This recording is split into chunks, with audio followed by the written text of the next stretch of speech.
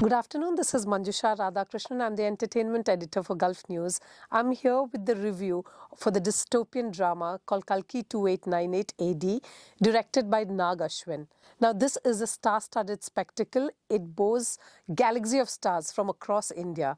We have stars like Deepika Padukone, Amitabh Bachchan, Kamal Hassan, Prabhas from Telugu industry, and a string of cameos. It's a sci-fi adventure that blends both Indian mythology and also is set in the dystopian future where there's no air, water, and it's being ruled by despotic rulers. So it starts off with Ashwatthama, played by Amitabh Bachchan, who gets cursed by Lord Krishna, the Hindu deity, that he is never going to die and that he's going to remain immortal forever, and he will live to see the dark ages, the Kali Yuga as we call it, where everybody is corrupt and all the commodities like air, water, etc. is extremely rare. I thought it was a very visually stunning piece of work, but what I did not like was how the first half is a big letdown. There is Prabhas, who plays this bounty hunter in the dystopian era. He wants to get into the world of the complex, which is run by a despotic ruler.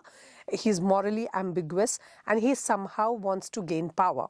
So that's how we are introduced to Prabhas. The first 1 hour is all about him making lame jokes, having a friendly banter with his girlfriend. So precious time is wasted in setting the field.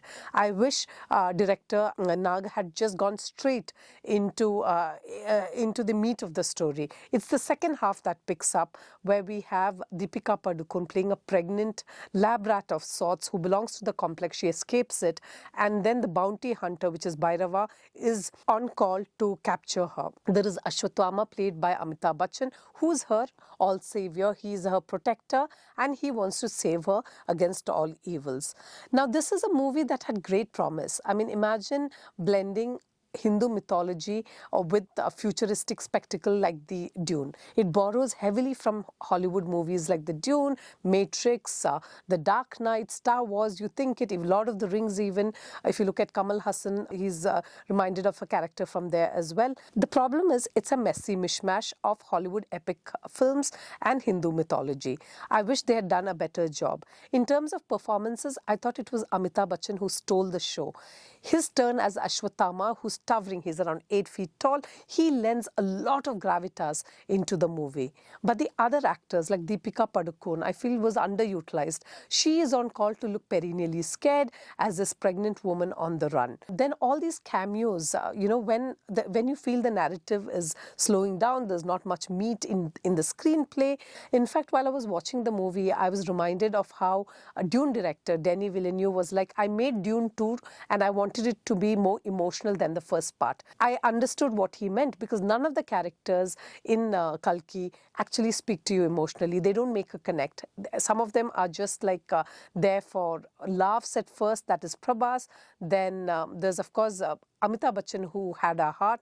Kamal Hassan plays a despotic ruler. He's got limited screen time but still makes an impact. So none of these actors make a very, they don't come together. And what makes you wonder is that they have spent more than rupees 6 billion into it. They've got the best stars across India on call into the same project, but they were not able to give us a very riveting saga. When it came to the visuals, of course, it was visually stunning. There's no doubt about it. I loved the second half of it, especially the climax is a rousing one. It's filled with action. The face-off between Amitabh Bachchan's character, who plays Ashwatthama, and Prabhas's character Bhairava is it's worth watching. I think the last 20 minutes it picks up pace.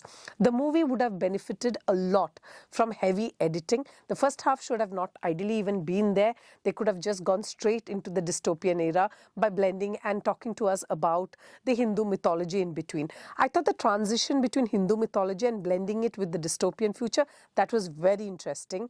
It is a unique idea and the director has done a very good job of it. But what he forgets to do is actually have a very comprehensive storyline or a riveting or an engaging one. I've gone with 2.5 out of 5. For my full review, you can always go to gulfnews.com. Tell me what you think of the movie and if you agree with us.